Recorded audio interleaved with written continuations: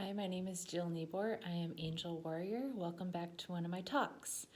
I have been away for the last year. This talk is going to be on mental health because I have been dealing with a mental health crisis and I am trying to get back on my feet right now. I had a relapse in my psychosis and I had to go back on medications and get stabilized again, and I'm just getting back on my feet right now. So the topic of mental health is really important to me because I think that if you start to slip in your life and your coping skills and stuff, your mental health suffers.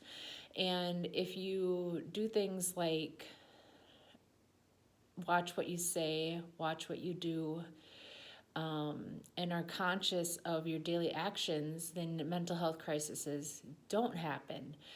So, mental health is still a really undiscovered territory. There is a lot of things that have been written about it, and there's a lot of theories. But like my condition, schizophrenia, hasn't been thoroughly researched, and they don't have verifiable facts on what really happens to the body when someone goes into a psychosis from schizophrenia. Uh, I think that there is a spiritual component into mental health, and mental health really isn't, spirituality is really important for your mental health. Um, But just like when you take certain drugs, certain things can get off in the body. And if it's done enough, then you go into psychosis. So for me, my background is that I have suffered severe trauma, and my body is just used to being in that state. So if I'm not on my medications, then my body goes into a psychosis because my brain isn't working properly. It wants to go back to the trauma state. So I believed for a long time that I could heal my schizophrenia if I learned coping skills. And since 2012, I have been working on my coping skills. I take a walk every day, I do my piano, I do all of these things to take care of myself. But it comes down to the fact of the deep-rooted trauma and what that still does to my body. So no matter how good my coping skills are right now, it's not enough to take away the trauma that I have experienced. The good news is, if I'm not in a psychotic state and I'm taking my medication, I don't notice those severe symptoms. And like I used to have nightmares. I used to be really depressed. I used to be very closed off to people. This is when I was really suffering. And by learning my coping skills, I have been able to live a very healthy life. And I've learned to, like last year, I was able to heal from a couple things that have been bothering me for some time. And now my healing journey continues. So I'm going to read a few books on more of the mind body health connection and see what I find out about schizophrenia in general from doctors and what studies have been done. And it does get pretty intense, the neuroscience behind it, because it talks about certain genes and certain receptors and what exactly is happening at that time. But essentially, my medication right now is a dopamine blocker. So I don't go into a state of fear off of just like someone talking to me like I would if I was in a psychotic state. So I have been able to stabilize again, and I'm feeling a lot better. And I'm in a halfway house until up to 3 months. And so I'll be here getting better and getting ready to start my life again when I get out of here. What else do I want to say about mental health?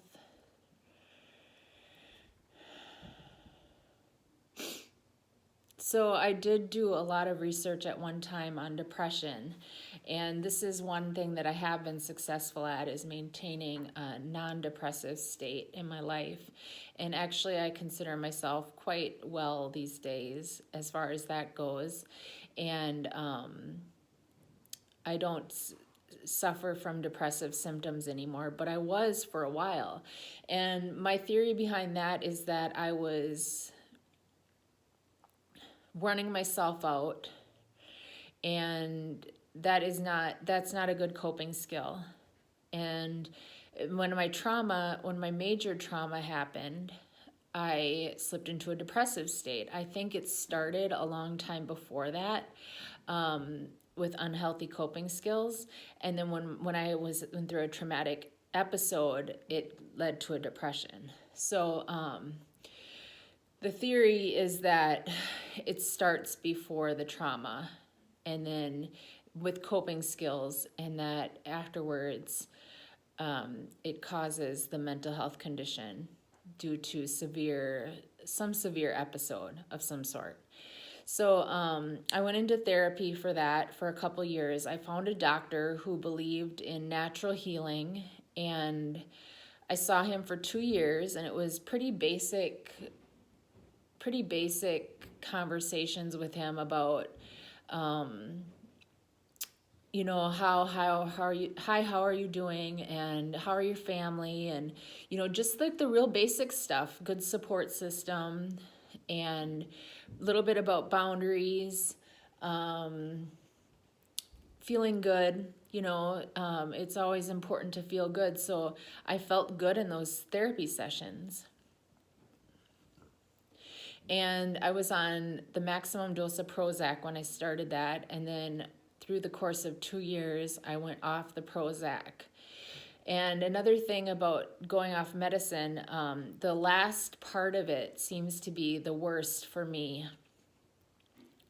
because just a little bit of a medicine can aid so much. And so when I was coming off of my depression, the last part of the Prozac was the hardest to get off. I had to really push myself to get off that.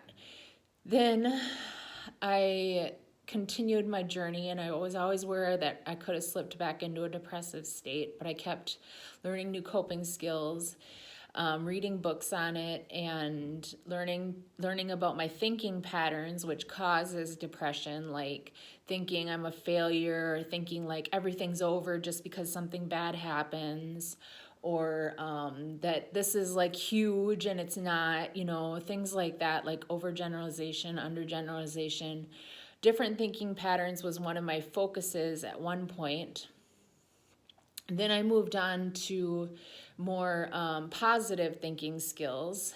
And now I do some affirmations every day and just try to live a good life. And that's how I believe that I am still well and not depressed anymore. So I was able to, that was in 2008 when I got off my medicine for the depression, and I was successful at that. I believe I'll be successful in healing my schizophrenia too, and I won't suffer from the effects of my trauma anymore. Eventually, through some kind of cure or some kind of brain reprogramming, I think would be probably the avenue that I would most likely take. And I'm in therapy right now, and I am going to do the EMDR therapy finally, because I'm not dealing with the extreme trauma that I was at one point, which caused me to be unable to be at this level that I'm at right now. So I'm excited for my new journey. I'm working now, and I'm going to continue to work. I also have my book. It's getting republished into its second edition this summer. It's going to be a hardcover, and it's going to be like half the price of the first edition. So they're going to put it in bookstores over the next year. And I'm really excited about that. And I wrote my third album, and I still haven't done the music for it, but the songs are almost finished. And so I got a lot of things going on. I think I'm going to go back and finish my degree this fall in political science, and that will be my last semester, finally.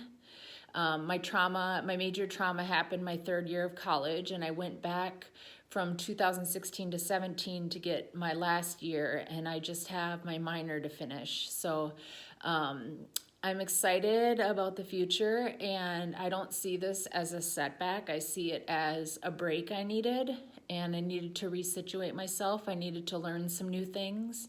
I needed to reassess some things. I needed to reboot, and it was just what I needed. So I'm moving on now, and hopefully in a better state. So thanks for watching my talk, and I'll see you next time.